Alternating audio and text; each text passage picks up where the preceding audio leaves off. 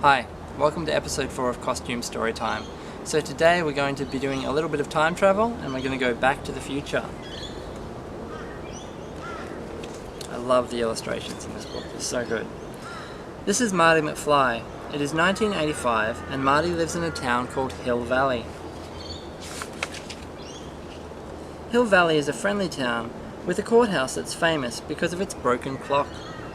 The clock stopped 30 years ago, after it was struck by lightning. Today, the people of Hill Valley want to make sure that the clock is preserved. There's the lady with her Save the Clock Tower flyers. Marty's best friend is a scientist named Dr. Emmett Brown. Marty calls him Doc. Doc is always making cool inventions, like an automatic dog food feeder and a giant guitar amplifier. But Marty's life at home is not so cool. Marty's parents, George and Lorraine, don't seem to love each other. His brother Dave and his sister Linda are always arguing.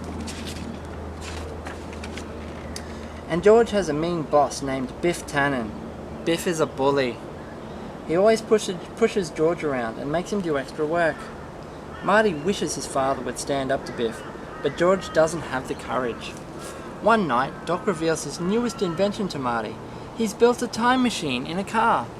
There's the DeLorean. Einstein's driving it.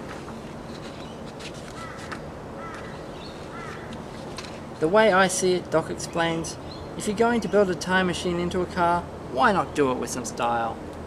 The time machine uses a special fuel called plutonium. Now these are Doc's notes. So plutonium generates 1.21 gigawatts of electricity. 1.21 gigawatts! Electricity powers the flux capacitor. Speed equals 88 miles per hour. So flux capacitor plus speed equals time travel. When Marty test drove the time machine, he accidentally time traveled to 1955, 30 years earlier. It was long before the mall had been built, and before the time machine had been invented.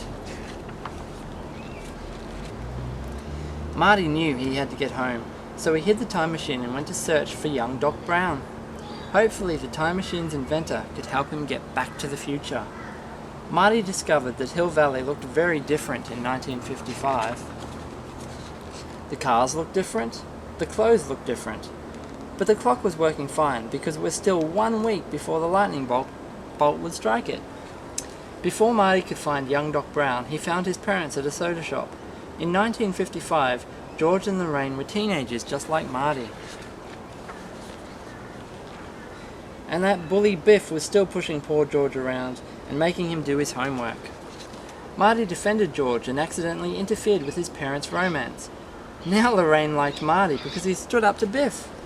This was a problem. If George and Lorraine didn't fall in love and marry, how could they have kids? Great Scott! Marty looked at a photo of himself with his brother and his sister. Dave and Linda were starting to disappear, as if they'd never been born. It's his brother and his sister starting to vanish. Marty located the house of young Doc Brown and introduced himself. My name is Marty and I'm from the future. I came here in a time machine that you invented, and now I need 1.21 gigawatts, 1.21 gigawatts of electricity to get back to the year 1985. Doc didn't believe him. So Marty took Doc to the time machine, but Doc had bad news. There's no plutonium in 1955, and only a bolt of lightning can generate that kind of power. Unfortunately, we never know when or where lightning will strike. Marty told Doc the story of the clock tower. The lightning bolt would strike it in just a few days. That's very lucky. Doc quickly put together a plan. If we can harness the energy from the lightning, we can send you back to the future. Alright, so this is his plans. He's got a wire stretched from the clock tower down to the street. Lightning strikes the clock tower at exactly 10:04 p.m. 1.21 gigawatts, 1.21 gigawatts of electricity travels down the wire. Car travels at 88 miles per hour, and the hook touches wire and sends electricity into the flux capacitor, which sends him back to the future. But Marty, Doc says, before you leave 1955, you have to make sure your parents fall in love. Otherwise, you and your brother and sister will never be born. Marty spent the next few days trying to make his parents fall in love. Marty begged George to invite Lorraine to the school dance. Though George liked Lorraine, he was too shy to ask her. Marty checked the photo again and saw that he was starting to fade away too. He had to do something, so his brother and his sister are completely gone. Marty remembered that his father liked science fiction, so that night Marty sneaked into George's bedroom dressed like an alien. So there's Marty in the radiation suit. "I am Darth Vader from the planet Vulcan," Marty said. "If you don't invite Lorraine to the school dance, I will melt your brain." The trick worked. George found the courage to speak to Lorraine. But Marty knew he'd also have to teach George to find the courage to stand up to for himself. Things worked out perfectly. George liked Lorraine so much that he stood up for her to protect her from Biff. That's George standing up to Biff. Right, they're at the school dance now. And that night, George and Lorraine danced, kissed, and fell in love. Marty's plan worked. And just in time too, because that very night, lightning was going to strike the clock tower. Doc put his plan in motion. He attached a giant wire to the clock, while Marty raced down the street, speeding up to 88 miles per hour. But then a tree fell on the wire, snapping it. Great Scott! Doc raced down to fix the cable before the clock struck 10:04. Doc connected the cables just as Marty drove under them, and lightning struck the clock tower.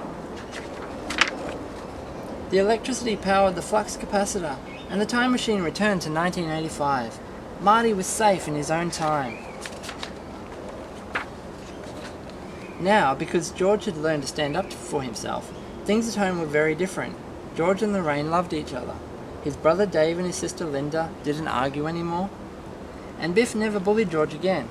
In fact, now Biff worked for George, as Biff saying, "I'm almost finished waxing your car, Mr. McFly." George even published a science fiction novel. It was based on a dream he had when he was just a teenager. At least, George thought that it was a dream. So the book's about the night that Darth Vader visited him from the planet Vulcan. From that day on, Marty and Doc had many more exciting adventures in the past, present, and future. That's the end of that book. Alright, I'm off to travel through time. See you next time.